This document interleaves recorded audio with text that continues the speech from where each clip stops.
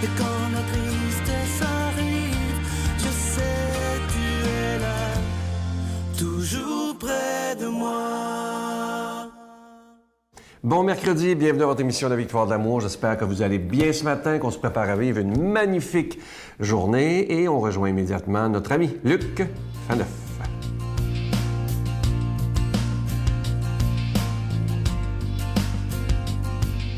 Bonjour, merci d'être là. Quelle magnifique façon de terminer l'année. L'année, le mois d'août, hein? Peut-être terminer les vacances avec nous. Donc, merci d'être là. Nous marchons sur les traces de Jésus, nous marchons avec Jésus, avec le pape François aussi, qui nous aide à devenir de meilleurs chrétiens, des chrétiens plus dignes de Jésus, et qui nous aide aussi à devenir, disons-le, de meilleures personnes. Et là, il a ce commentaire de toute beauté, il a eu plutôt ce commentaire de toute beauté au début de l'été dernier, de cet été, pardon, le 14 juin, dans un gazouillis. Écoutez bien, surtout si vous avez comme moi, là, au-dessus de 50 ans.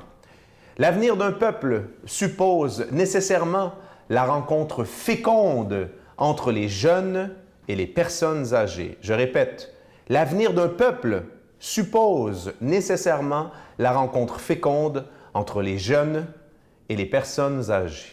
Quand même, audacieux ce pape. Vous allez me dire, ouais, il parle d'abord pour lui-même, hein? Notre pape, j'ai arrêté de compter, 83, 84 peut-être, est en bonne santé, que Dieu nous le garde. Mais le pape, assurément, fait partie des personnes âgées. Il était un petit peu plus jeune que ça même. Mais le pape n'a pas 50 ans, on s'entend. Et vous savez, on est habitué d'entendre, l'avenir d'une nation, d'un peuple, hein, qu'il s'agisse du Québec, du Canada, qu'importe n'importe quel pays, c'est la jeunesse. Et évidemment, on s'entend. C'est clair, les démographes vont le dire, les spécialistes des populations, il faut qu'il y ait une pyramide comme ça, hein? Pas beaucoup de vieux en haut, puis beaucoup de jeunes en bas. C'est ça qui fait la... Puis on sait qu'au Québec, on a un petit peu discuté avec ça, il paraît que notre pyramide est un peu inversée, beaucoup de personnes âgées. Oui, notre avenir, ce sont les jeunes, c'est eux la vie. Il faut qu'eux croissent, pour citer Jésus, et que nous, on diminue. D'accord, on va laisser notre place. Mais attention, ces jeunes ont aussi besoin de nous. Ils ont besoin de nous d'abord parce que c'est nous qui les avons mis au monde, c'est nous qui avons construit la société dans laquelle ils vivent, n'est-ce pas? Mais ils ont besoin de nous aussi pour d'autres raisons. Parce qu'il y a une chose dans la vie qui ne s'achète pas, en fait, il y en a beaucoup, mais en particulier, c'est la sagesse et l'expérience. Et moi, je me souviens, parmi mes plus beaux souvenirs de jeune adulte, alors que j'étais au cégep, 18, 19, 20 ans peut-être, j'allais une fois par 2 semaines, 3 semaines, j'allais dormir chez mon grand-papa maternel, n'est-ce pas? Je prenais le vélo de la Rive-Sud, j'allais jusque sur le boulevard Gouin, et là, j'allais dormir chez mon grand-papa. Puis je me souviens, on échangeait, on causait un peu de tout. Puis là, je me souviens plus concrètement exactement ce que mon grand-père, je pourrais pas le dire, ce qu'il m'a apporté. Tout ce que je sais, c'est que ça me faisait du bien de l'entendre parler, parce qu'évidemment, comme tout le monde, il avait traversé des épreuves, et il me donnait des bons conseils. Là, aujourd'hui, on est interpellé, hein? Le pape le sait bien que dans les sociétés occidentales, nos vieux, je vais le dire comme ça, nos personnes âgées, on a tendance à les mettre dans des institutions, à les parquer et on les visite pas assez. Donc, je fais un appel à tous aujourd'hui, qui que vous soyez, jeunes et moins jeunes, allons voir nos personnes âgées, chérissons-les, écoutons-les, c'est la sagesse de notre monde. Notre Père qui es aux cieux, que ton nom soit sanctifié, que ton règne vienne, que ta volonté soit faite sur la terre comme au ciel. Donne-nous aujourd'hui notre pain de ce jour. Pardonne-nous nos offenses comme nous pardonnons à ceux qui nous ont offensés. Ne nous laisse pas entrer en tentation, mais délivre-nous du mal, car c'est à toi qu'appartient le règne, la puissance et la gloire pour les siècles des siècles. Amen. Donne-moi rendez-vous dans l'éternité, qu'il faut croire toujours en toi. Mais mon Dieu, j'ai besoin de toi, comme lui savoir dresser la table, chanter l'amour, genre de toute la terre. Joie mon cœur, je l'ai gardé pour toi, mon Dieu. La victoire de l'amour, c'est la force de la foi.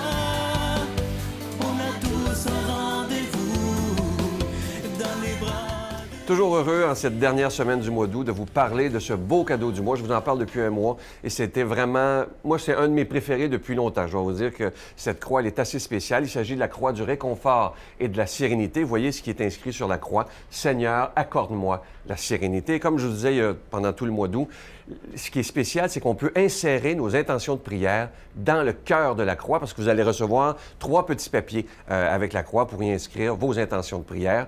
Et évidemment, si on l'appelle la croix du réconfort, vous voyez la forme de la croix, c'est lorsqu'on la tient dans nos mains. C'est assez spécial, c'est très, très confortable et c'est pour ça qu'on l'appelle la croix du réconfort. C'est comme si c'était tellement sécurisant, même parfois pour s'endormir. Il y a des gens qui m'ont dit qu'ils la prennent juste pour s'endormir. Et ensuite, ils la mettent sur la table de nuit. Alors, il y a des gens qui préfèrent l'avoir dans leur auto, dans leur sac à main, pour les jeunes, dans le sac à dos, d'avoir cette présence avec nous qui est très symbolique. Je vous rappelle que c'est avec un don de 25 et si vous en voulez 2, avec un don de 40 parce que ça se donne vraiment bien en cadeau. Je vous donne l'adresse. La Victoire de l'Amour, casier postal 120, succursale Boucherville à Boucherville, le J4B 5E6, je vous la redonne. La Victoire de l'Amour, casier postal 120, succursale Boucherville à Boucherville, le J4B 5E6. Également par téléphone, par carte de crédit du lundi au vendredi de 8h30 à 16h30 dans le 514-523-4433, 523-4433 ou sans frais, le 1-888-811-9291, 1-888-811-9291 et aussi sur notre site Internet, le www.lavictoiredelamour.org. Merci de tout cœur de votre prière et merci de votre grande générosité.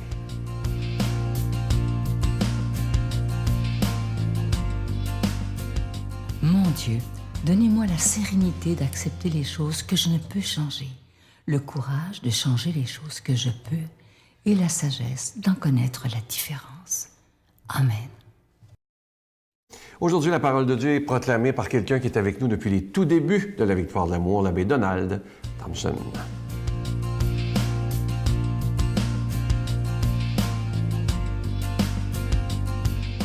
Bon matin, déjà la fin du mois d'août. Écoutez bien l'Évangile d'aujourd'hui en ce jeudi, selon saint Luc, chapitre 4, versets 38 à 44. En ce temps-là, Jésus quitta la synagogue de Capharnaüm et entra dans la maison de Simon. Or, la belle-mère de Simon était oppressée par une forte fièvre. On demanda à Jésus de faire quelque chose pour elle. Il se pencha sur elle, menaça la fièvre et la fièvre la quitta. À l'instant même, la femme se leva et elle les servait. Au coucher du soleil, tous ceux qui avaient des malades atteints de diverses infirmités les lui amenèrent. Et Jésus, imposant les mains à chacun d'eux, les guérissait. Et même des démons sortaient de beaucoup d'entre eux en criant « C'est toi le Fils de Dieu ». Mais Jésus les menaçait et leur interdisait de parler parce qu'ils savaient, eux, que le Christ, c'était lui. Quand il fit jour, Jésus sortit, s'en alla dans un endroit désert. Les foules le cherchaient, elles arrivèrent jusqu'à lui, elles le retenaient pour l'empêcher de les quitter. Mais il leur dit « Aux autres villes aussi, il faut que j'annonce la bonne nouvelle du règne de Dieu, et c'est pour cela que j'ai été envoyé. » Il proclamait l'Évangile dans les synagogues du pays des Juifs. Une page d'Évangile ce matin, fort intéressant. Vous connaissez sans doute la blague associée à la belle-mère de Simon-Pierre. Hein? Des malins racontent qu'il aurait renié Jésus parce qu'il ne lui avait pas pardonné d'avoir guéri sa belle-mère. Je sais que ça fait un petit peu cliché là, sur les belles-mères que je vous dis ce matin. Toutes ne sont pas détestables, bien sûr, bien au contraire. Ce qui est remarquable dans le texte biblique ce matin, c'est le lien qui est fait entre la guérison et le service. Non pas cette fois pour mettre en valeur le travail de la femme au service des hommes, absolument pas, mais bien le service tout court. Hein? Jésus nous guérit pour nous rendre actifs. Pour nous rendre actifs. Il a dans ce récit comme une couleur, hein? Il y a dans ce récit-là une couleur de résurrection. Elle se lève, dit le texte. Et le mot grec est tout à fait celui utilisé pour décrire la résurrection de Jésus quand on regarde le texte grec. Et elle les serre, voyez-vous, elle est guérie et elle entre en action. Quand tu es paralysé par tes problèmes, par tes misères, par tes péchés, par tes morts spirituelles, tu ne peux pas travailler au royaume. Tu t'apitoies sur ton malheur et tu n'as pas un grand rayonnement. Et Jésus nous guérit pour que nous bougions, pour que nous nous mettions au service des autres. Et cette femme représente bien l'Église, hein, qui est appelée à servir comme son maître. Vous savez, on est chrétien pour les autres et non pas pour son confort personnel. Évidemment, c'est un peu le contraire qui nous est répété dans la culture actuelle. Hein? Pense à toi, apprends à dire non, protège ton espace personnel. La mode actuelle favorise une spiritualité plutôt individualiste, où chacune doit trouver le moyen de se sentir bien en n'étant pas perturbé par l'effort réel, en se laissant porter par des rites et des pensées des fois un peu magiques qui ont un effet instantané. Vous savez, l'idée de servir apparaît un peu à l'envers de notre fonctionnement actuel. Chacun et chacune d'entre nous rêve d'être servi, comme dans un grand hôtel. Quand on est dans un grand hôtel de luxe, on est entouré de toutes sortes de petits soins. Regardez le maître, il est venu pour servir et non pas pour se faire servir. Lui, le roi, le Dieu de l'univers, le roi de l'univers, comme on le célèbre. Mais pour servir, pour prendre à cœur le problème des autres, pour les aider, les accompagner dans leurs difficultés. Il est venu pour les malades, comme on le voit, et non pas pour les gens en santé, pour les pauvres et non pas pour les riches, hein, pour les pécheurs, non pas pour les justes. Au fond, il a pris le métier de dépanneur et de soutien, de réparateur des consciences, hein, appelé souvent en urgence pour guérir des blessures du cœur. Vous savez, beaucoup de textes des évangiles mettent en scène des serviteurs. Heureux le serviteur vigilant. Il y a également un mot connu, un diacre, qui est la traduction du mot signifiant serviteur. Vous savez, les disciples du Christ, du diacre par excellence qui est le Christ, on a développé une mentalité de service. Vous connaissez bien l'expression négative pour décrire quelqu'un qui est mal avenant. Il n'est pas de service. Hein? On va dire ça, il n'est pas de service. Être de service, c'est s'ajuster aux autres et non pas les obliger à s'ajuster à nous. Être de service, c'est prendre le temps, du temps pour les autres et non pas pour les ignorer, hein, en ne regardant que notre agenda serré, notre besoin de confort, notre envie d'être seul. Vous savez, on n'a pas retenu le nom de la belle-mère de Simon dans l'Évangile de ce matin. J'aimerais bien lui en trouver un pour qu'on se rappelle qu'elle est un modèle simple, hein, qui doit finalement être le chrétien, la chrétienne ressuscitée, vivifiée par l'Esprit de Jésus. Je l'appellerais peut-être Rose, Marguerite ou Jacinthe, en tout cas un nom de fleur, pour nous rappeler que toute personne qui s'offre à servir les autres apporte de la gratuité et de la beauté de la vie de Dieu qui se met lui-même au service sans calculer. Vous savez, les fleurs nous séduisent parce qu'elles sont belles, mais aussi parce qu'elles réjouissent nos cœurs, hein, nos yeux et nos cœurs, sans rien demander. On offre des fleurs par amour, par respect, comme un beau geste de gratuité, comme un symbole des meilleurs sentiments. Eh bien, les serviteurs, les servantes de Dieu forment d'immenses bouquets de fleurs, hein, pour le bonheur de l'humanité. Alors, c'est le plus beau service qu'on peut rendre à quelqu'un, c'est de l'aider à être bon, à se savoir aimer, à trouver du sens à sa propre existence. Jésus nous veut vivants pour les autres. Qu'il vous bénisse, le Père, le Fils et le Saint-Esprit, et je vous souhaite une excellente journée. Je vous salue Marie, pleine de grâce. Le Seigneur est avec vous. Vous êtes bénie entre toutes les femmes, et Jésus, le fruit de vos entrailles, est béni. Sainte Marie, Mère de Dieu, priez pour nous pauvres pécheurs, maintenant et à l'heure de notre mort. Amen. Je vous laisse avec un beau petit texte qui dit ceci. « Dieu, si tu existes, pourquoi le monde va si mal? » Et sa réponse, « Je suis la lumière et vous ne me voyez pas. Je suis la route et vous ne me suivez pas. Je suis la vérité et vous ne me croyez pas. Je suis la vie et vous ne me cherchez pas. Je suis le maître et vous ne m'écoutez pas. Je suis votre grand ami et vous ne m'aimez pas. Je suis votre Dieu et vous ne me priez pas. Si vous êtes malheureux, ne me reprochez surtout pas. » C'est tellement vrai dans notre société à quel point on a rejeté Dieu d'une façon incroyable. Hein? Alors aujourd'hui, au lieu de critiquer Dieu, il faudrait peut-être commencer à lui dire merci et lui demander pardon de l'avoir abandonné. Bye.